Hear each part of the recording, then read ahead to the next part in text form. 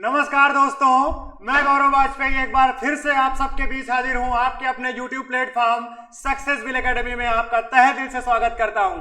दोस्तों, आपकी जितनी भी प्रतियोगी परीक्षाएं हैं उसमें से आपका एक महत्वपूर्ण टॉपिक आता है जिसका नाम है आपका वाक्य का, यानी कि आप बोलते हैं जिसको सेंटेंस। उसी के टॉपिक के बारे में मैं आज आपको कुछ शॉर्ट ट्रिक्स और उसके बारे में बताने के लिए आया हूं। चलिए आइए टॉपिक पर बात करते हैं। टॉपिक है आपका वाक्य।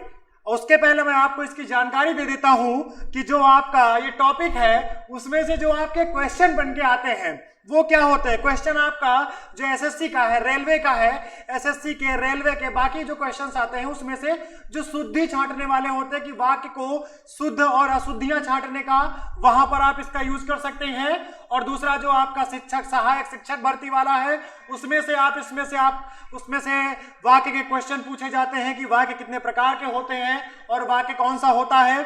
उसके अलावा जो अन्य आपके एग्जाम है जैसे लेखपाल का है, रेलवे का है, एसएससी के अन्य एग्जाम है आपके, उन सारे ही परीक्षाओं में, उन सारी प्रतियोगी परीक्षाओं में आपके हिंदी का ये टॉपिक बहुत ही महत्वपूर्ण होता है।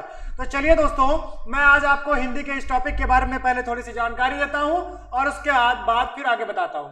देखिए, मैंने आपको सबसे पहले बताया था भाषा की सबसे छोटी इकाई जो होती है वो होती है ध्वनि। ध्वनि या वर्ण। वर्णों से मिलकर छोटे छोटे वर्णों के सार्थक समूह को हमने क्या बोला था, वो आपको बताया था शब्द। और शब्द के पूरे टॉपिक में बता दिया था। आप पुराने वीडियो, पहले के वीडियो में प्लेलिस्ट में जाकर देख सकते हैं। उन शब्दों के बाद शब्दों के सार्थक समूह से, यानी कि जो हिंदी के शब्द हमको प्राप्त होते हैं, उन शब्दों के यानी सार्थक समूह का व्यवस्थित समूह, सार्थक शब्दों का व्यवस्थित समूह जो होता है वो क्या कहलाता है आपका, वो कहलाता है शब्द। कहने का तात्पर्य कि जो शुद्ध वाक्य होता है तो सार्थक शब्दों का व्यवस्थित समूह जिससे कुछ अपेक्षित अर्थ प्रकट होता है। कहने का तात्पर्य कि वाक्य जो होता है आप उसको दो भागों में बांट सकते हो, एक शुद्ध और अशुद्ध वाक्य में, कि वाक्य के तो उसमें से आपका शुद्ध वाक्य सभी होते हैं लेकिन जिससे कुछ अपेक्षित अर्थ प्रकट होता है वो आपका क्या कहलाता है, वो आपका शुद्ध वाक्य कहलाता है। और जिनसे कोई अपेक्षित अर्थ प्रकट ना हो, सिर्फ इधर उधर के कुछ सेंटेंस बने हुए हो, वो आपके हो जाते हैं अशुद्ध वाक्य के अंतर्गत। तो हम शुद्ध वाक्यों की जो आपकी सारणी है उसके बारे में थोड़ा पढ़ते हैं और जानते हैं। चलिए, सबसे पहली चीज है आपका कि वाक्य के अनिवार्य तत्व। मित्रों, एक चीज सुनिएगा बहुत ध्यान से, क्योंकि आपके जितने भी टॉपिक हैं जितने भी एग्जाम है, सबसे ज्यादा एक क्वेश्चन पूछा जाता है कि वाक्य को शुद्ध करने का तरीका। कि वाक्य एक दिया जाता है, उसमें से पूछते हैं इस वाक्य में कौन सी अशुद्धियां हैं। तो आपको मैं इन अनिवार्य तत्वों के अंतर्गत मैं बताने जा रहा हूं कि आपका कौन से पॉइंट ऐसे होते हैं जो वाक्य की शुद्धता को प्रकट करते हैं। कहां से आप पहचानेंगे कि वाक्य में क्या शुद्धता है, क्या कमियां हैं। ठीक है दोस्तों, तो ये चीज हम आपको बताएंगे। बात करते हैं, पहला पॉइंट है ये हमारे वाक्य के अनिवार्य तत्वों में पहला होता है सार्थकता। ठीक है, ये आपके 6 पॉइंट लिखे हुए हैं दोस्तों। सार्थकता, योग्यता, आकांक्षा, निकटता, पदक्रम और अन्वय। ये 6 ऐसे वाक्य सबके तत्व होते हैं 6 कि इनके माध्यम से जब ये सारे तत्व वाक्य में पाए जाते हैं तभी वाक्य को शुद्ध माना जाता है। अगर इनमें से कोई चीज इधर उधर ऊपर नीचे हो जाती है तो वाक्य में थोड़ी सी अशुद्धता आ जाती है। जितनी कमियां इसमें पाई जाती हैं इन 6 तत्वों में, उतनी वाक्य में शुद्धता होती है। चलिए हम आपको ले चलते हैं पहले पॉइंट पे जो इसका है सार्थकता की ओर। दोस्तों, सार्थकता का अर्थ क्या होता है? सार्थकता यानी सार्थक, ऐसी चीज जिसमें वाक्य का कुछ अर्थ निकलता हो। ये सबसे पहला पॉइंट आपका होता है। सबसे पहला बिंदु वो क्या होता है कि जो वाक्य हमको लिखा मिल रहा है दोस्तों, उस वाक्य का कुछ ना कुछ अर्थ निकल के आ रहा हो। अगर कुछ उसका अर्थ नहीं निकल रहा है तो फिर वो उस वाक्य की सार्थकता नहीं है। तो उसमें पहली चीज है कि आपकी वाक्य में सार्थकता अवश्य होनी चाहिए। चलिए दूसरे बात पर आते हैं। दूसरी है आपकी कि योग्यता। योग्यता किसकी? योग्यता मित्रों, जो वाक्य आपको मिला है, जो वाक्य लिखा हुआ है, उसमें आपको यह देखना है कि जो उस वाक्य में शब्द प्रयोग किए गए हैं, उस वाक्य में प्रयोग किए गए शब्द, उन शब्दों का जब हम अर्थ निकाल रहे हैं, उनका अपना कोई प्रसंग भेद में कुछ अर्थ निकल रहा है या नहीं। कहने का तात्पर्य कि जैसे मैं एक शब्द बोल दूं आपके सामने कि मैं कानपुर, और उसके बाद मैं आपको कह दूं कि मैं कानपुर के आगे कि बैठूंगा, मैं कानपुर बैठूंगा। इस वाक्य में मैं का भी अर्थ अलग है कि मैं मतलब हम, कानपुर मतलब स्थान और बैठूंगा मतलब बैठना, लेकिन इस वाक्य का कोई संतुलित अर्थ नहीं निकल रहा है। शब्दों का अर्थ है, लेकिन जब उसका पूरा अर्थ निकालते हैं प्रसंग भेद में तब उसका अर्थ नहीं निकलता है। तो योग्यता यानी उस वाक्य में जो शब्द प्रयोग किए गए हैं उनकी उन वाक्य में योग्यता होनी चाहिए। तो ये हो गया आपका योग्यता के बारे में। थर्ड नंबर है आपका आकांक्षा। आकांक्षा क्या होती है? आकांक्षा का दोस्तों, आकांक्षा का वास्तविक अर्थ और शाब्दिक अर्थ क्या होता है? इच्छा। क्या होता है? इच्छा होता है।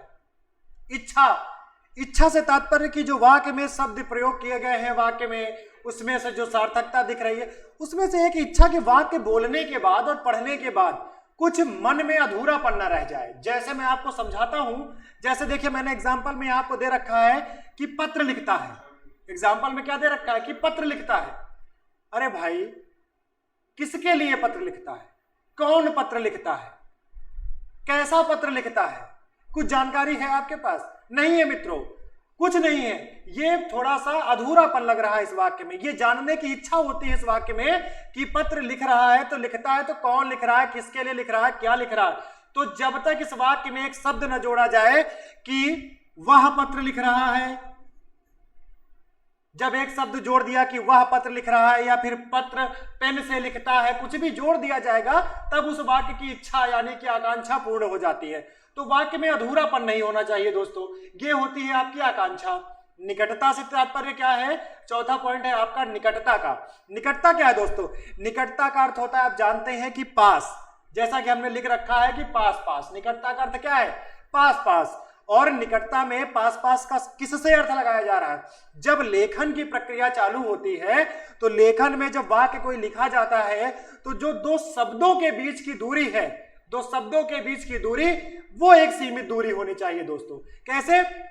कि जैसे मैंने आपके सामने डिफिनेशन लिख रखी है, तो देखिए एक ये रखा, फिर मैंने इतना स्पेस छोड़ा, फिर ये रखा, फिर इतना स्पेस छोड़ा, फिर ये लिखा, फिर इतना स्पेस, फिर लिखा, फिर स्पेस। तो दो शब्दों के बीच में जो स्थान होता है दो शब्दों के बीच में, वो सीमित होना चाहिए दोस्तों। ठीक है, यानी कि निकटता, ना बहुत दूर दूर शब्द लिखे हो और ना बहुत पास पास लिखे हो। तो वाक्य में जो शब्द प्रयोग किए उनकी निकटता की बात हो गई। पदक्रम, पदक्रम से तात्पर्य क्या है मित्रों? कि वाक्य में कर्ता, कर्म, क्रिया, विशेषण, सहायक क्रिया जो कुछ भी लिखा है उसका अपना एक निश्चित स्थान होता है हर वाक्य में, और उस वाक्य में उसके निश्चित स्थान पर ही वो चीज लिखी होनी चाहिए। एग्जाम्पल के तौर पर जैसे आपके सामने मैंने लिख रखा है कि चांदनी रात सुहावनी होती है। चांदनी रात सुहावनी होती है। अब अगर इसमें हम एक का बोल दें कि सुहावनी है रात चांदनी होती, सुहावनी है रात चांदनी होती, तो ये क्या जो क्रम है आपका, क्या वो सही है? ये जो पद आपको दिए गए हैं कि चांदनी रात सुहावनी होती है, क्या इन पदों का क्रम अगर जैसे हमने बोला अभी, क्या वो उचित था? नहीं है दोस्तों, वो गलत है। तो पदक्रम यानी कि जो शब्द जिस स्थान पर आना चाहिए वो वहीं पर आपको मिलना चाहिए दोस्तों।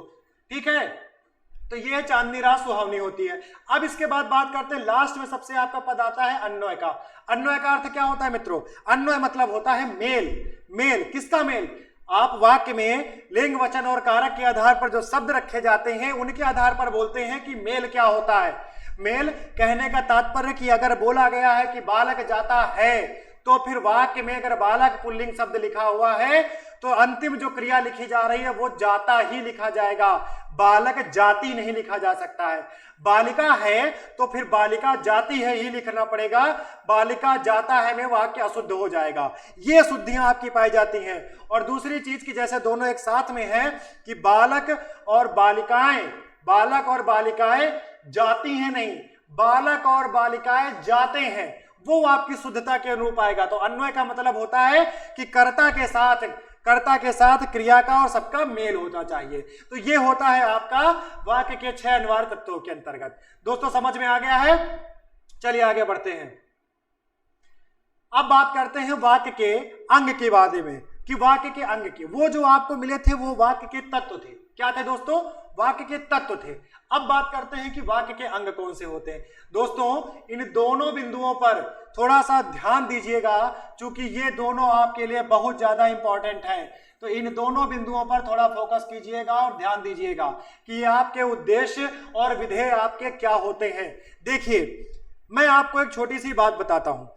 जैसे मैं आपसे कह दूं पहली चीज तो आप इसको समझ लीजिए, फिर बताते हैं। उद्देश्य का मतलब होता है जिसके बारे में कुछ भी बताया जाए, जिस व्यक्ति के बारे में, जिस वस्तु के बारे में कुछ भी बताया जाए तो वो हो जाता है उद्देश्य। और उस व्यक्ति के बारे में, उस वस्तु के बारे में जो कुछ बताया जाएगा वो क्या हो जाएगा, वो आपका हो जाएगा विधेय। तो क्या है कि जिसके बारे में कुछ बताया जाए, जिसके बारे में, वो आपका उद्देश्य। और उद्देश्य के बारे में जो कुछ बताया जाता है, जो कुछ बताया जाता है वो क्या हो जाता है दोस्तों, वो हो जाता है आपका विधेय हो जाता है। एग्जाम्पल के तौर पर देखो, मैंने लिखा है कि अनुराग खेलता है। अनुराग खेलता है, किसके बारे में बताया जा रहा है, अनुराग के बारे में, तो उद्देश्य कौन हो जाएगा, अनुराग हो जाएगा। और दूसरा इसी में वही एग्जाम्पल सेम हमने रखा है कि अनुराग खेलता है, तो उद्देश्य ये क्या है, ये उद्देश्य हो गया है अनुराग। और ये क्या हो जाएगा, खेलता है, ये क्या हो जाएगा, ये हो जाएगा विधेय। इसको अभी आपका उद्देश्य और विधेय जो है आगे की चीजों में भी बहुत काम आने वाला है, इसके अन्य प्रकारों में वाक्य के। तो आपको एक छोटी सी पहचान इसकी बता देता हूं, ट्रिक बता देता हूं। कभी भी उद्देश्य और विधेय के बारे में कंफ्यूज मत होइएगा। एक चीज दिमाग में रखिएगा कि जैसे अगर मैं सोच लूं, मैं अगर अपने दिमाग पे बना लूं कि मुझे आपका नाम खूब रोशन करना है, यानी आपकी खूब बड़ाई करनी है, या आपका नाम बर्बाद करना है, आपका नाम हमको मार्केट में डुबाना है, आपका नाम हमको बदनाम करना है, तो हम क्या करेंगे, हम आपके बारे में आपका नाम ले लेके आपके पीठ पीछे क्या करेंगे, अरे वो इंसान तो ऐसा है, वो ऐसा है, उसको उसका नेचर सही नहीं है, वो अच्छा कार्य नहीं करता है। मैं ये सब बातें आपके बारे में बोलूंगा। मैंने किसके, मेरा उद्देश्य कौन था, मैं किसको बदनाम करना चाह रहा था, मेरा एम कौन था, मेरा एम आप थे, मैं आपको बदनाम करना चाह रहा था ना, आपका, तो मेरे उद्देश्य आप थे, यानी कि मैं आपके बारे में बता रहा हूं। और जिन शब्दों का प्रयोग कर रहा हूं मैं कि वह अच्छी कार्यशैली का व्यक्ति नहीं है, वो अच्छा कार्य नहीं करता है, उसका नेचर अच्छा नहीं है, ये जो मैंने प्रयोग किया यही आपके विधेय होते हैं। ठीक है दोस्तों, तो जो जिसके बारे में बताया जाए वो उद्देश्य, और जो कुछ बताया जाता है वो क्या होता है आपका, वो हो जाता है दोस्तों विधेय। तो ये थे आपके वाक्य के अंग के बारे में। चलिए इसके बाद मैं आपको ले चलता हूं वाक्य के भेद के बारे में। वाक्य के भेद के बारे में बताने से पहले आपको एक चीज बता दूं, वाक्य के तत्व हो गए, वाक्य के आपके तत्व हो गए थे और वाक्य के अंग हो गए थे। अब बात करते हैं वाक्य के भेद के बारे में।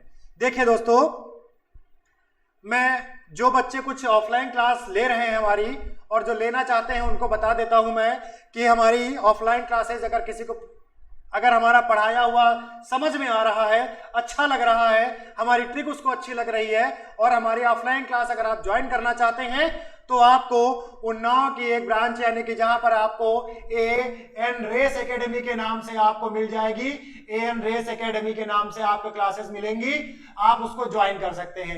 एएन रेस एकेडमी उन्नाव में कमला भवन के निकट में, तो आप उसको ज्वाइन कर सकते हैं। और इसके अलावा हमारे डिस्क्रिप्शन में आपको, कमेंट में आपको नंबर भी मिल जाएगा, आप कॉन्टेक्ट करके हमसे सीधे संपर्क भी कर सकते हैं। चलिए दोस्तों, अब बात करता हूं कि आपके वाक्य के भेद के बारे में।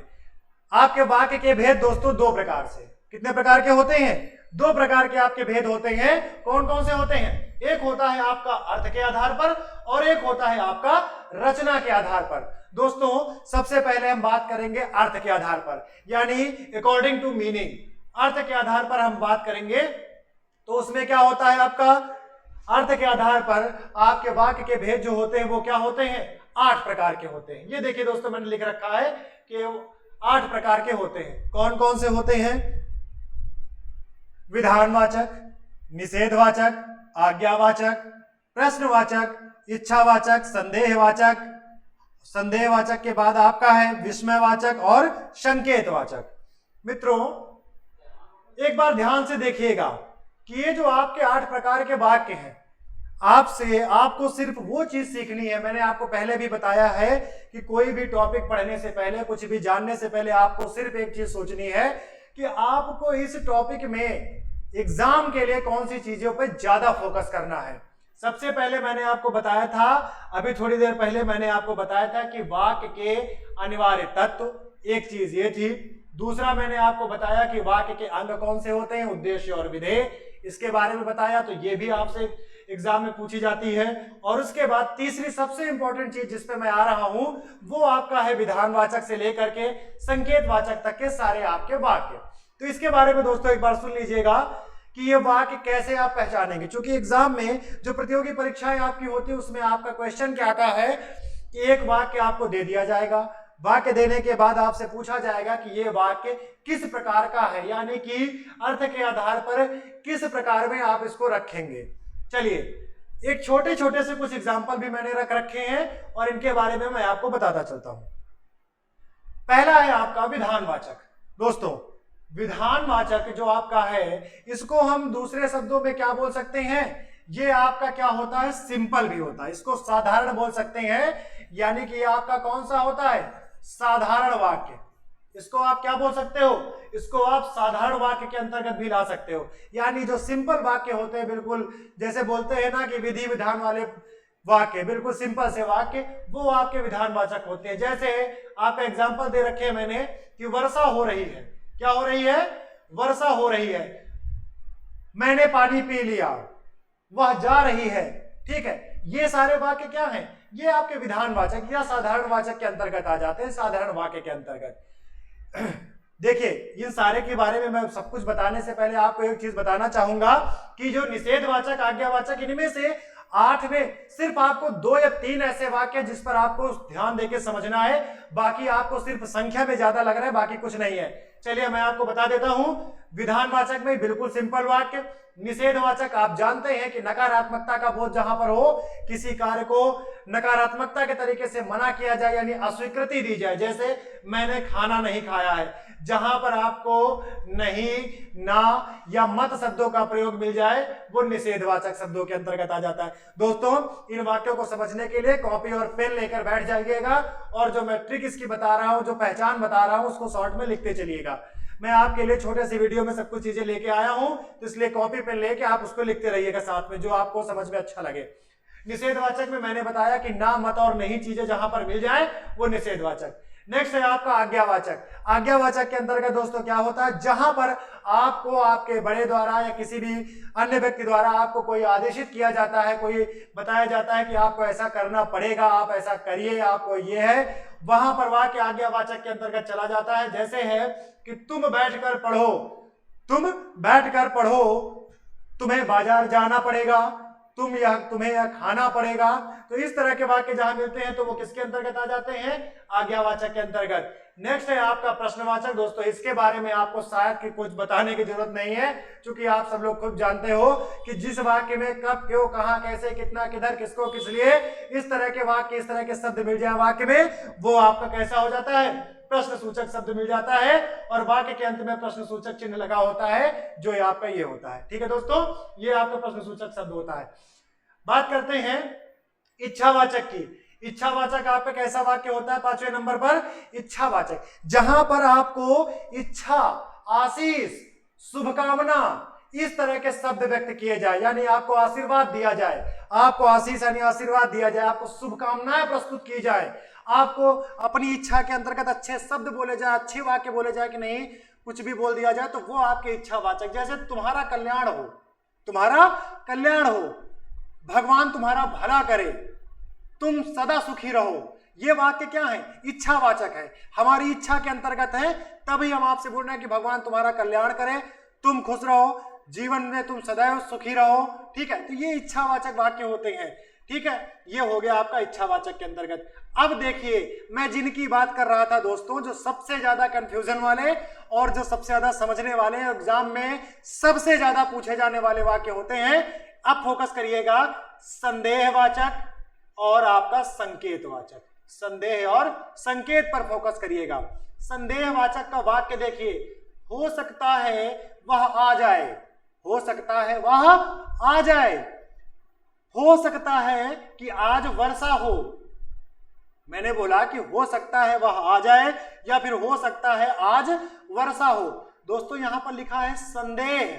संदेह क्या लिखा है, संदेह। संदेह का तात्पर्य है कि कार्य जो बताया जा रहा है, जो भी कार्य बताया जा रहा है, जो भी क्रिया बताई जा रही है कि यह हो सकती है, होगी नहीं, हुई भी नहीं है, लेकिन एक बताया जाता है, मन में एक भ्रम होता है कि नहीं हाँ ये हो सकता है, ये आपके संदेह के अंतर्गत आता है। और विस्मयवाचक क्या होते हैं, विस्मयवाचक के अंतर्गत जहां पर आपको विस्मयादिबोधक चिन्ह आपको मिल जाए और जहां पर आपको खुशी, हर्ष, शोक, घृणा इस तरह के शब्द मिल जाए कि हाय ये क्या हो गया, शाबाश तुमने बहुत अच्छा किया, अरे तुमने ये कब किया, अरे तुम पास हो गए, बहुत अच्छी बात है। तो इस तरह के जहां पर आपको शब्द मिल जाए तो आप समझ लीजिएगा कि वो विस्मयवाचक शब्द है। ठीक है, अब बात करते हैं जो अभी फिर से वापस आते हैं, जो हम बात कर रहे थे संदेह और संकेत की। संदेह और संकेत में फर्क समझिएगा। संकेत में मैंने बोला अगर वर्षा होगी तो अच्छा, तो फसल अच्छी होगी, और उसमें मैंने बोला था कि हो सकता है आज वर्षा हो जाए। दोस्तों दोनों चीजों में फर्क समझिए।